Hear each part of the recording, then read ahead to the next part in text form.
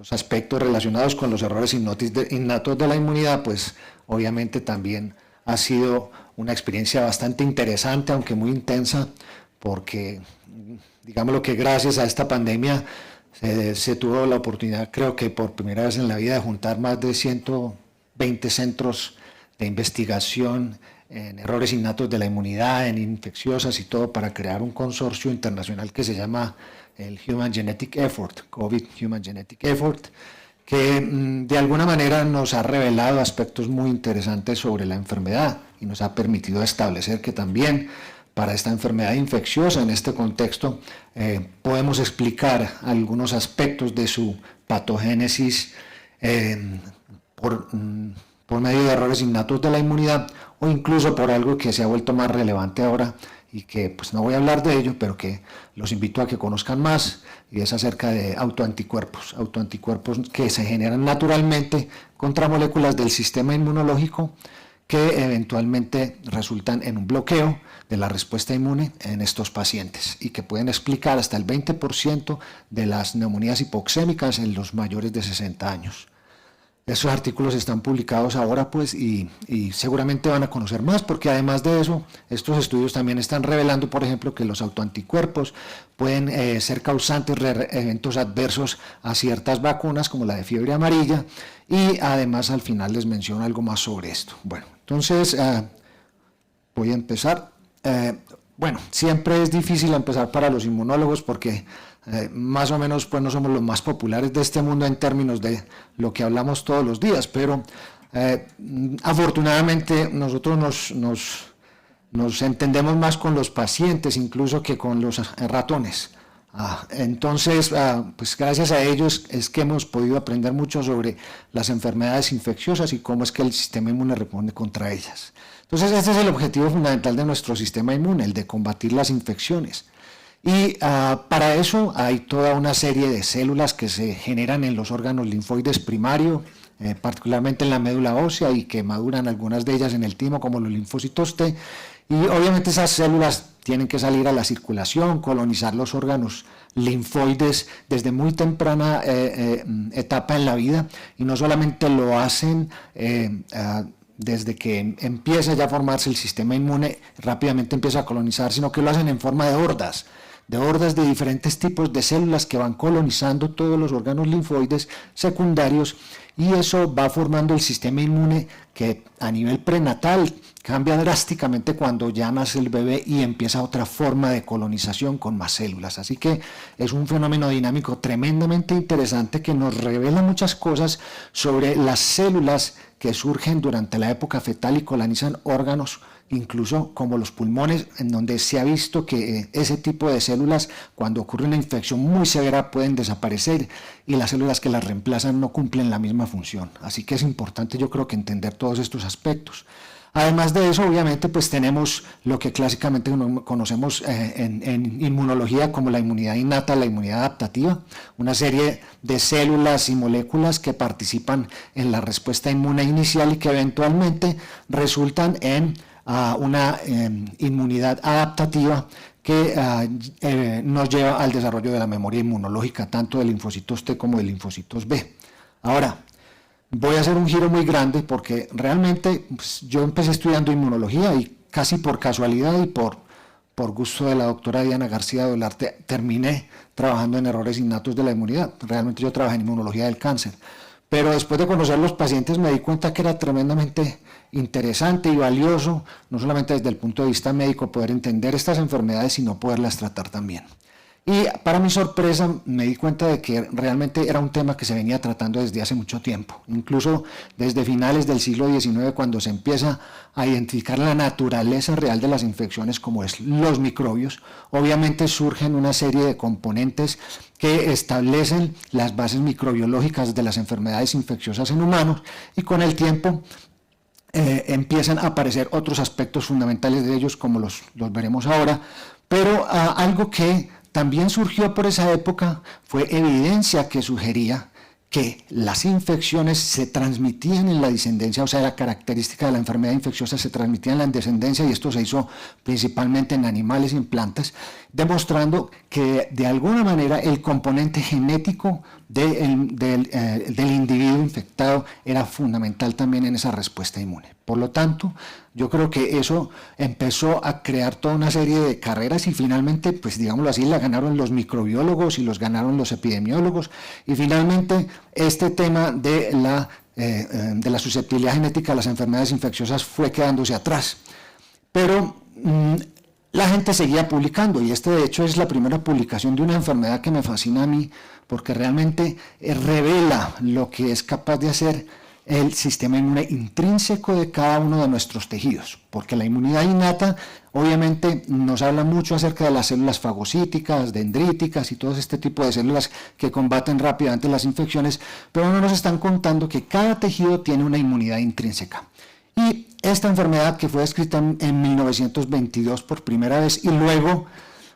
el mismo autor viene y postula que esta enfermedad se puede estar heredando en forma genética, como se llama epidermodisplasia virruciforme, y sugiere que hay una causa infecciosa. Pero esto se fue al olvido hasta el 2002, porque siempre los dermatólogos consideraban que esto era una genodermatosis, pero resulta que la enfermedad no aparece si el individuo no se infecta con ciertos tipos de papilomavirus. Y lo más interesante de todo es que como no hay manifestaciones inmunológicas de inmunodeficiencia en la periferia, ni en sangre periférica, ni en los tejidos, ni nada, entonces la gente decía, esto no es una inmunodeficiencia, hasta que finalmente se reveló cuál es la naturaleza de esta enfermedad a nivel molecular. Y eso también me enorgullece mucho, porque fíjense que uno de los dos autores más importantes en estos dos artículos que aparecieron en la revista Nature en 2002, que identificaron los primeros dos defectos genéticos en epidermodisplasia virruciforme, eran el doctor Luis Alfredo Rueda, que fue un dermatopatólogo de acá de Bogotá, que falleció, y esta historia, que era dirigida también por Gerard Ort y Luz Estela Montoya, también aquí en Colombia, se fue al olvido, hasta que en 2014 tuvimos la oportunidad de volver a saber que de alguna manera habían unos pacientes que habían sido guardados porque no se sabía cuál era la causa genética. Y eso nos llevó entonces a identificar otras familias acá en Colombia en donde el defecto genético fue diferente, y pudimos tener la oportunidad de entender un poco sobre la naturaleza de estos proteínas que están en los queratinocitos, pero también en otras partes, pero que en los queratinocitos funcionan como factores de restricción para ciertos beta-papilomavirus, y cuando están mutados, los pacientes desarrollan eventualmente epidermodisplasia virruciforme. Así que ha sido toda una historia bien bonita y no se ha acabado, porque siempre se pensó que esto era un problema de un factor de transcripción que modificaba un ion dovalente que era el zinc, pero realmente no sabemos exactamente cuál es la naturaleza de esto, pero los pacientes que tienen mutaciones en este gen o en estos tres genes, que se llaman EVER1, EVER2 y EVER3, desarrollan esta enfermedad epidermodisplasia virruciforme asociada a ciertos beta-papilomavirus. Ahora, estamos hablando de casi 100 años de intervalo. Además de esto, en 1952 fue un pediatra el que describió por primera vez un defecto inmunológico en la inmunidad humoral en un niño que había sufrido múltiples infecciones y que para el momento que ya existía no solamente la electroforesis de proteínas, sino también que ya se purificaba la fracción gamma del suero para administrarla como una terapia de reemplazo.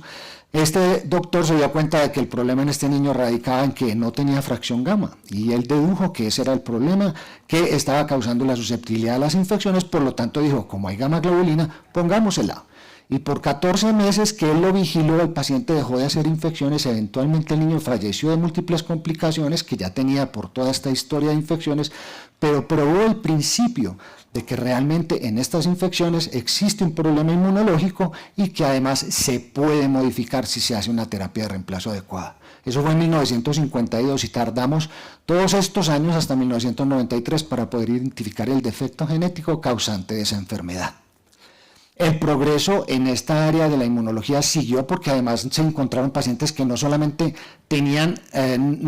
problemas con la fracción gamma, sino que eran adolescentes o adultos. Y estos grandes inmunólogos de la historia como Charles Janoway estaban dedicados a tratar de entender en qué consistía la hipogamaglobulinemia y la susceptibilidad a las infecciones. Tardaron también mucho tiempo, y tardamos, también lo digo, porque realmente cuando nosotros empezamos a trabajar en inmunodeficiencia como un variable, pudimos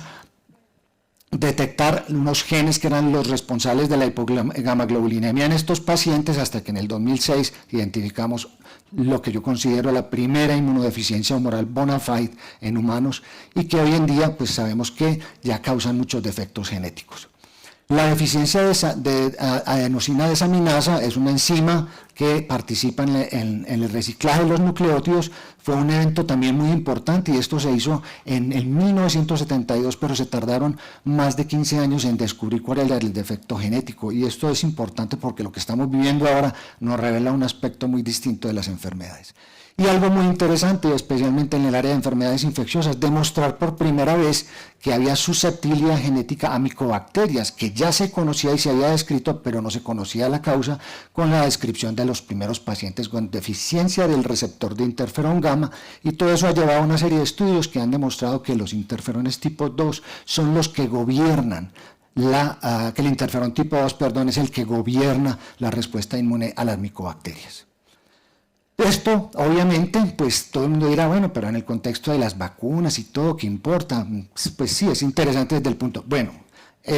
de vista clínico es importante para nosotros, porque obviamente cuando encontramos un paciente de esto, lo primero que estamos buscando es tratar de reducir la carga de infecciones, etcétera, y evitar complicaciones, e incluso, como lo sabemos, poder curarlo con un trasplante, que de hecho, si ustedes saben, los primeros 2 trasplantes de médula ósea que se hicieron en humanos, se hicieron en pacientes con inmunodeficiencias primarias. Entonces surge algo muy interesante que venía hablándose desde hacía mucho, y que este señor Archibald Garrett llegó a decir, un momentico, es que de alguna manera la genética interviene en la variabilidad interindividual que existe entre los humanos. Y eso lo vivimos ahorita con el COVID. Lo tenemos muy presente porque sabemos que la gran mayoría de la población estuvo expuesta o no desarrolló infección o desarrolló síntomas que fueron muy variables, y solo una fracción de la población, como ocurre con muchas de las enfermedades infecciosas, termina causando problemas graves. Esta gran variabilidad interindividual representa un problema muy grande porque exige que nosotros consideremos todos los componentes que relacionan una enfermedad, una exposición a un microbios con el desarrollo de una infección y un fenotipo clínico. Y ahí es donde nosotros nos estamos concentrando ahora, en tratar de entender por qué esa variabilidad interindividual podría ser la que explique esos diferentes fenotipos y las diferentes respuestas incluso al tratamiento e incluso a las vacunas, como suele suceder en algunos pacientes. Eso ha llevado a postular que para la infección primaria, que es la primera vez, digámoslo así, que uno se expone a un microorganismo y la primera vez que desarrolla manifestaciones clínicas, es muy probable que los variantes genéticas en genes únicos puedan ser responsables de las infecciones, y a medida que vamos avanzando en edad, pues obviamente el fenómeno ya va cambiando ampliamente por diferentes aspectos relacionados con la predisposición poligénica. Entonces, por eso estamos interesados en aprender sobre errores hipnóticos de la inmunidad, y por eso una de las labores que hacemos en nuestro laboratorio es educar para tratar de que los pacientes entiendan qué estamos haciendo, y obviamente la comunidad médica también pueda tener las herramientas necesarias para entender estas enfermedades y poderlas diagnosticar y tratarlas. Estamos hablando de variantes genéticas, un día son mutaciones, ahora son variantes genéticas patogénicas, no importa, pero lo fundamental es que estos genes, cuando están mutados o cuando están dañados, eventualmente afectan el desarrollo y funcionamiento del sistema inmune en muchos aspectos, y los vamos a ver que unos son, obviamente, a medida que vamos disecando todos estos componentes, vamos entendiendo la naturaleza de las manifestaciones clínicas, que pueden ir desde las más severas en un paciente que no desarrolla sistema inmune y que es un fenómeno genético potencialmente fatal, hasta fenómenos, por ejemplo, como la memoria inmunológica, en la que en pacientes en los que se va desapareciendo la memoria inmunológica, que pueden llegar incluso a la edad adulta, empiezan a desarrollar infecciones recurrentes sin que exista una explicación aparente para ello, y obviamente descartando VIH como siempre. Entonces, estas variaciones genéticas obviamente alteran el producto codificado por el gen, pero una de las cosas más impresionantes que hemos aprendido en los últimos años es que no todo resulta ser de pérdida de función, es decir, cuando se daña el gen no siempre significa que se pierde la función. Muchas veces la expresión del gen está ahí como proteína, pero la proteína no funciona, entonces no solamente hay pérdida de función, sino pérdida de expresión, y eso puede afectar la forma en que las enfermedades infecciosas se desarrollan, en el caso específico de hoy. También sabemos mucho más sobre la insuficiencia, que antes denominábamos haploinsuficiencia, porque son individuos que tienen defectos genéticos particularmente que afectan el desarrollo de las células en la médula ósea, y Obviamente esos pacientes parecieran no tener ningún problema porque bajo condiciones, digámoslo, homeostáticas, su médula ósea es capaz de producir la suficiente cantidad de células para responder a las infecciones. Pero si llega un reto antigénico grande, estos individuos eventualmente empiezan a desarrollar en forma progresiva citopenias y cuando afectan obviamente a las células del sistema inmune, los individuos empiezan a presentar infecciones. Y finalmente estamos aprendiendo mucho sobre otro tipo de infecciones, de defectos genéticos, que son los de ganancia de función, que generan lo que llamamos hipermorfismo. Es decir, el gen se queda prendido todo el tiempo y no solamente causa disregulación, sino que también la disregulación puede llegar a la susceptibilidad a las infecciones, porque la arquitectura del sistema inmunológico anatómica es fundamental para las respuestas inmunes adecuadas, y en muchos de estos casos la organomegalia, por ejemplo, afecta la forma en cómo el sistema inmune interactúa. Entonces, en esos pacientes primero hay que inmunorregular para después manejar el resto de la enfermedad. Muy bien. ¿Qué tan importantes son las infecciones en estos pacientes? Pues miren, este es un artículo que se publicó hace unos 3 años, creo ya, y es bastante relevante porque es una cohorte grandísima europea de más de 16.000 pacientes en donde ellos trataron de preguntarse, ese amigo a Bo Grimbacher y su grupo de la Sociedad Europea de Inmunodeficiencia, cuál es el síntoma inicial que más frecuentemente exhiben los pacientes con estos problemas genéticos. Y aquí pueden ustedes ver que casi el 70% siempre están hablando de infecciones. Entonces, en infectología y en pediatría, las infecciones nos pueden estar revelando cuál es el problema. Además de eso, podemos encontrar también infección con disregulación, que es el otro espectro genético que tienen estas enfermedades. O sea, o voy por la susceptibilidad a las infecciones o voy por la desregulación inmunológica. Y la desregulación inmunológica puede ir desde la linfoproliferación hasta la atopia, hasta la autoinmunidad. Y como decía en estos días un amigo, antes pensaba que yo como reumatólogo podía explicar todo por la autoinmunidad, ahora creo que tengo que saber más sobre errores innatos de la inmunidad porque probablemente explican más de lo que yo pensaba. Entonces, teniendo esto en cuenta, pues obviamente nosotros trabajamos en un catálogo de estas enfermedades que lo publicamos cada 2 años, y este catálogo de estas enfermedades pues clasifica básicamente los problemas genéticos con base en el mecanismo inmunológico más frecuentemente afectado. Si fuéramos a medir más o menos de todos estos 485 defectos genéticos que publicamos ahora, y no se sorprendan porque los neurólogos tienen más de 1000 defectos descritos, no hemos llegado hasta allá. Fíjense ahora que aproximadamente el 65% de esos genes están relacionados con infecciones. Entonces, pues hemos mantenido, digamos, esa clasificación que surgió desde hace rato, pero además hemos ido agregando otros ítems que nos facilitan entender qué está pasando también en otros contextos. Entonces, obviamente, pues la labor mía es tratar de abordar el diagnóstico de estos pacientes y pues como siempre y como todos los clínicos empezamos por lo mismo. Vamos y miramos la historia clínica, hacemos un examen físico y algo que es muy importante y en pediatría creo que es más aún es la historia familiar, porque muchas veces nos está revelando cómo una enfermedad se está segregando en las familias y la gente o no lo había notado o pensaban que eso no tenía nada que ver. Y hemos visto casos bastante dramáticos, una familia, por ejemplo, me acuerdo en Boyacá, con más de 15 individuos afectados que habían fallecido todos en 5 generaciones con una enfermedad ligada al cromosoma X, una enfermedad granulomatosa crónica, infecciones ligadas al cromosoma X y nadie se había dado cuenta de eso. Entonces, por eso nosotros también tenemos en cuenta estos aspectos, porque sabemos que hay clústeres de consanguinidad que se pueden identificar fácilmente en Colombia. Yo vivo en uno de esos clústeres, soy Franco Restrepo Gómez Restrepo, así que tenemos todo por mostrarlos ahí. Entonces, una vez llegamos a la sospecha diagnóstica, como estamos hablando de infecciones, pues hacemos la evaluación. Y aquí tenemos pues simplemente algunos aspectos de los que hemos encontrado en pacientes, la BCG diseminada de la que hablamos ahorita, que se explica básicamente en el 50% de los casos por defectos genéticos asociados a la inmunidad innata, las verrugas que constituyen un factor determinante sobre todo cuando son cutáneas de que hay un problema genético del sistema inmune a cualquier edad. Este es un individuo de 33 años que desde los 15 años desarrolló verrugas y resultó tener una haploinsuficiencia en un gen que se llama GATA2 y eventualmente falleció de eso. Y este es un recién nacido con un defecto en un gen que se llama RAC1 y el niño llegó con una eritrodermia. Era tan severa la eritrodermia que desde el momento en que entró a urgencias no se notó esto hasta que se pudo controlar la eritrodermia y era una BCG diseminada también. Entonces tenemos que tener en cuenta esas cosas porque son fundamentales. Este es de un paciente que llegaba con un problema de deglución, no había tenido ninguna otra cosa y estaba invadido por cándida y eventualmente resultó tener una mutación en un gen que se llama STAT1 con ganancia de función, y este es un paciente con enfermedad granulomatosa crónica que además de tener esta gran neumonía aquí tenía un aspergillus a nivel cerebral. Entonces estamos hablando de infecciones. Gracias a Dios pues puedo manejarme más o menos, aunque sé que estoy frente a los infectólogos, pero aquí da testimonio Carlos que siempre estamos pegados de la mano para poder entender qué es lo que está pasando. ¿Qué vamos a evaluar? Si es la inmunidad humoral, obviamente el examen más sencillo es poder evaluar la fracción gamma, pero nos dice muy poco, nos habla solamente casi de los pacientes con hipogamaglobulinemia.